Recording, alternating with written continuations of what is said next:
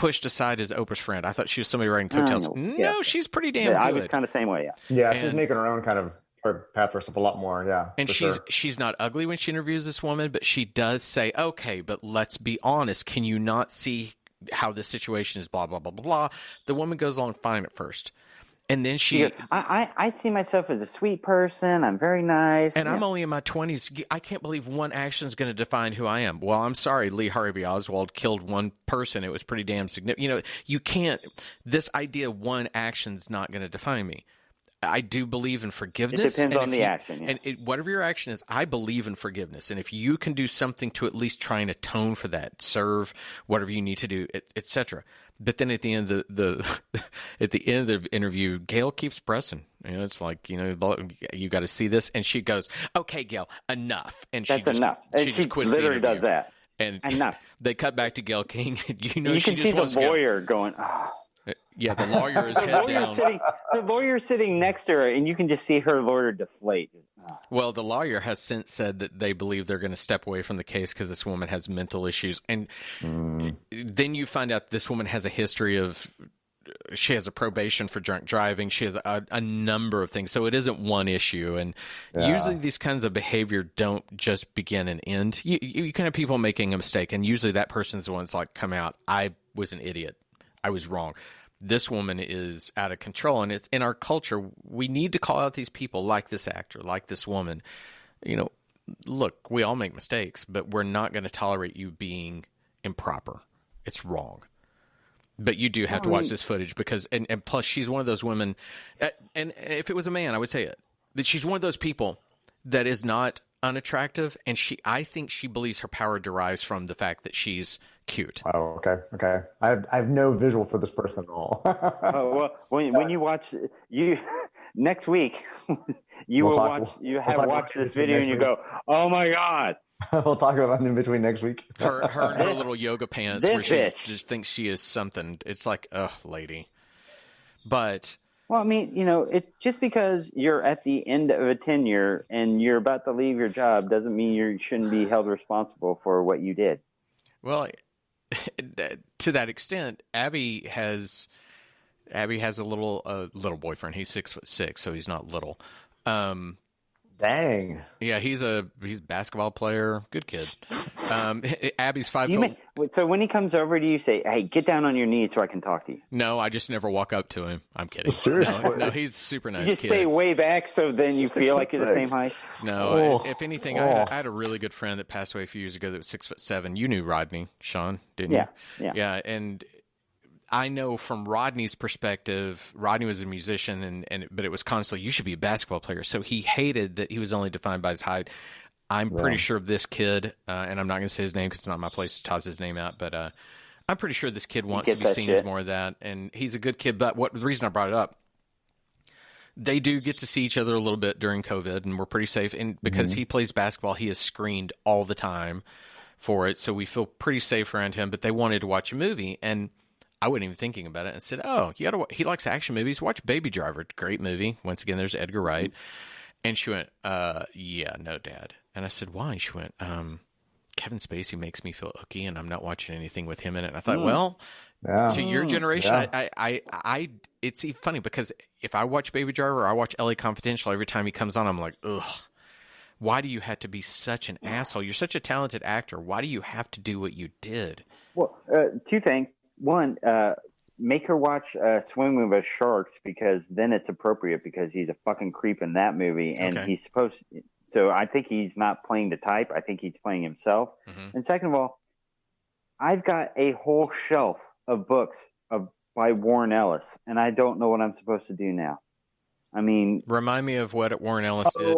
I think there's universal agreement that Warren Ellis was not really, he was just being he was just being I don't think he was abusing his power in the situation. How about that? Okay, so it's come out that Warren Ellis is internet stalked or use his comic fame and writing fame and movie fame to be creepy with a whole lot of women, but not necessarily. It doesn't seem like an abusive power situation. I think we talked about this. It relates to like rock stars and rock bands. Like he just seems like a dude that knows he's got some power and can ask for things just because he's got that ability. It doesn't sound like he actually manipulates anybody. I didn't hear about that. But I could be wrong. But that's how I read into it. He's just using his power and ability to, get things. Rooster Teeth, you guys don't follow this, but there's a company called Rooster Teeth down in Austin that does videos, internet stuff. And there was a guy there that was married, and he was having an affair with women that were fans of his, and then it came out how abusive he was being with them, and then the company fired him, and it's like, god damn it, why do people get power and just become creepy? Why don't you get power and not be a megalomaniacal billionaire and instead give all that money back? Because what good does it do to have all power and just be a piece of shit? Have all power and be good. I don't want to put anybody down that needs to explore some part of themselves if they find someone to consensually explore that with. Yeah. If they can find a safeness, because we all have paths in our brain that probably deviate from, at some point, from what other people might be comfortable with. I don't know if that's the right way to say it, but I don't want to fault anybody for that. Now, if you're harming somebody with that, then obviously you're wrong. And when you begin to use power to manipulate, when you manipulate people, yes, that's where it becomes so incredibly that. And I guess I go down that path of talking about it because even Abby's asked me at times when we'll hear about people. I think anywhere you go with celebrity, you're going to find somebody that has a bad story about them. Very, very few times are there the Tom Hanks of the world. Everybody has a bad day, yes. I mean, Keanu Reeves was probably shitty to somebody at some point. We just don't know about it. I mean, the golden god that he is. And we've all hurt people. That's part of our evolution. I watched somebody talk the other day, and it was almost beautiful about how it's almost a rite of passage to an extent, the people that we hurt so that we learn to be a better person. And that's the key is if I hurt Sean, I hope I've learned the lessons that allow me to not do that to somebody again. But there are these people that it almost seems like the power of it. I've hurt you. And it's the hurting is the benefit to them, not anything else. The fact that I hurt somebody is what I learned.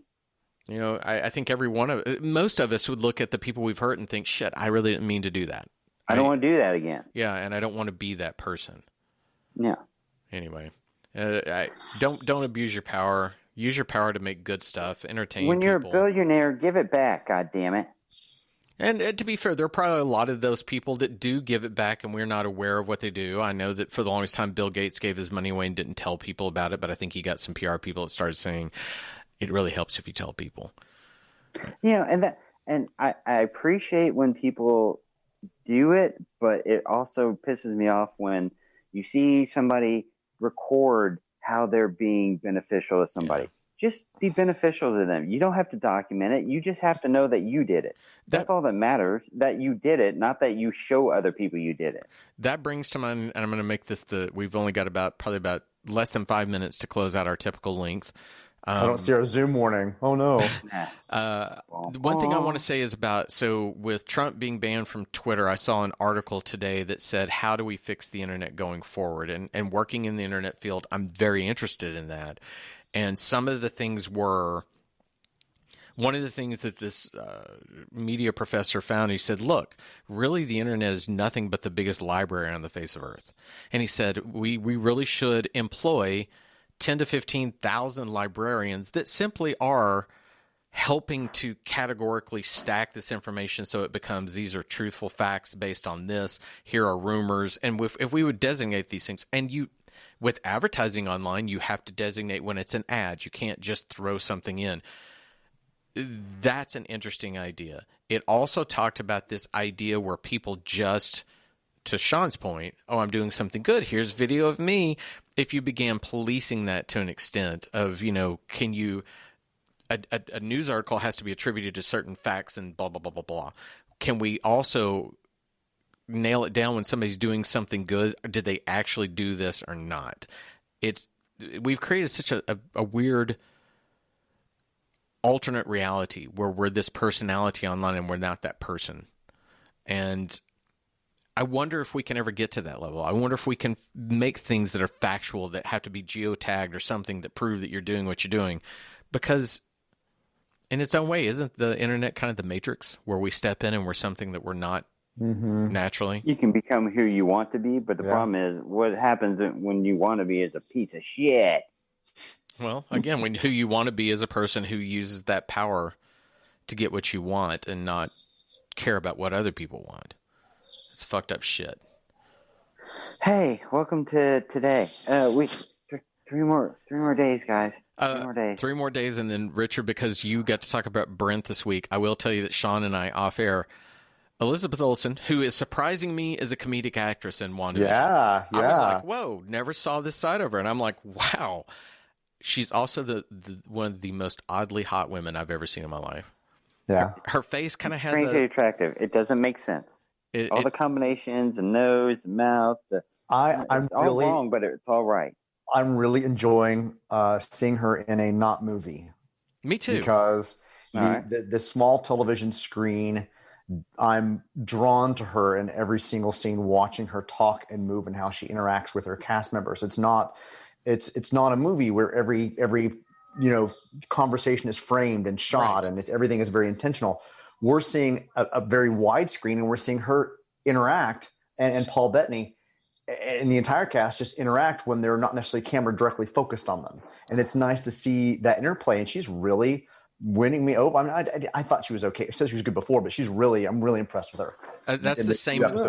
That's the same thing I've had, and it was the scene in, I think it's the second episode where they have the magic routine. Yeah, and when she's his assistant and she's kind of controlling. Yeah, I was like, oh my god, that was cute. Yeah, it was almost transcendent for me with her. I thought she was cute in the first episode, but that one I was like, oh my god, this is an actress that I might actually start paying attention to beyond this, because it same for me, Richard. It was like I didn't kind of expect this from her.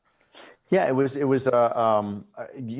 he's talking, he's speaking, and so your eyes are drawn to him in the particular scene because he's doing whatever the joke or the gag is, but you're also watching her at the same time and how she's going to react to all of this and do it. It's wonderful. It's a wonderful moment. Wonderful show. It makes you appreciate those women back in the day in the Dick Van Dyke shows, like Mary Tyler Moore, who really were adding a depth behind Dick Van Dyke that you probably didn't appreciate at the time, but now you look back on, you're like, damn. So interesting show. I don't know what to think of it, but it's interesting. Buffy fans in the house. Did you recognize Dottie, the woman who owns the Rotary, the woman who runs the Rotary? That was Anya. Yeah, from Buffy the Vampire Slayer. I never watched Buffy. Oh, you didn't? Oh, it was like I know. It's the vengeance team and Anya. Now do we have to talk about Joss Whedon? Well, that's the whole thing. Is I'm interested by Buffy, but now you want to talk about another person that's a little problematic. I'm not sure I want to venture down the. We don't want to talk about Joss Whedon. That's what I'm saying. Now we have to talk about Joss Whedon. We're going to run out of time on this podcast. Let's on a good note. We complimented Elizabeth Olsen on WandaVision. We're excited for seeing where the show goes. I love seeing Marvel back on the screen and TV. It's been a minute, Yeah. So it's going to be, I guess, for the next 6 months at least, a run of Marvel stuff between that and Falcon and the Winter Soldier and What If and what if Loki, I'm very interested. WandaVision is going to do what The Mandalorian did in terms of getting these characters and properties back out there while we're out there, yeah. Big epics. Well, I think what WandaVision does it's so smart is it's so unpredictable. There is no property I can think of that has allowed this high concept of something, because and it is pretty high concept when you start talking about that. It's first time we're in the Dick Van Dyke show, the next time it's more Father Knows Best, and I know that they're eventually going to do Brady Bunch. It's very much a contextual setting for characters in a superhero environment that doesn't make sense. And I'm curious because I know, and I don't know if this was an unintentional or intentional, but they kind of see the next kind of episode version in the previous one. So the first one was a 3-camera shoot, like it's on a sound stage. But then when it got confusing, they went to a 1-camera shoot when the guy was choking. And then the next episode is Father Knows Best. We're into a 1-camera shoot. We're not on a sound stage anymore. We're out there, but then we start getting color in it. So are we going to get? Is the next episode going to be a color episode? I'm trying to figure out. Are they bringing in the next episodes